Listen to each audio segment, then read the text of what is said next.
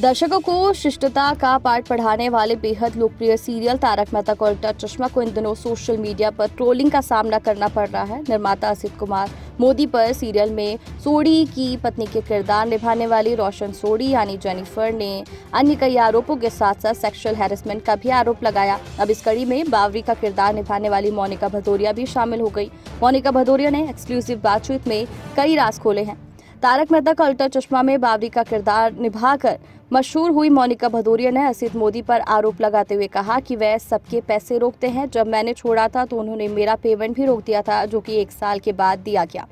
मोनिका भदौरिया ने कहा कि इसके लिए उन्होंने बहुत फाइट की थी। कई बार ऑफिस जाती थी तो मिलते ही नहीं थे, टीम को बोल देते थे कि मना कर दो, मैं नहीं हूँ। मोनिका भदौरिया ने बताया कि उनकी मां कैंसर पेशेंट थी, उनके पास वक्त नहीं था, लेकिन शो के मेकर्स ने मुझे वहां वक्त पर जाने नहीं दिया। मैं हॉस्पिटल में रात में रहती थी, दिन में यहाँ पर आती थी जहां मेरा कोई काम भी नहीं होता था। मुझे कहते थे हम आपको पैसे देते हैं, हम जो बोलेंगे आपको वो करना पड़ेगा। उस समय मुनमुन दत्ता ने मेरा साथ दिया।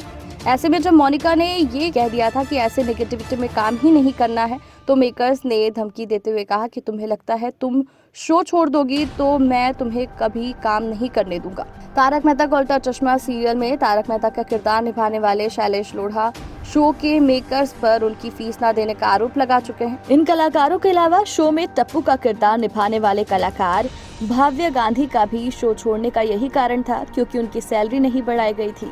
साथ ही नए टप्पू का किरदार निभाने वाला कलाकार राज अनाथकट के साथ भी इस कारण शो को उन्होंने अलविदा कह दिया था। इनके अलावा शो में नट्टू काका का किरदार निभाने वाले कलाकार की भी सैलरी नहीं बढ़ाई गई, लेकिन दुर्भाग्यवश उनकी मृत्यु हो गई। इनके अलावा शो की शुरुआत में डॉक्टर हाथी का किरदार निभाने वाले कलाकार निर्मल सोनी की सैलरी भी नहीं बढ़ाई गई थी, इसलिए उन्होंने शो को छोड़ दिया था और उनकी जगह कवि कुमार आजाद ने शो में जगह बनाई थी।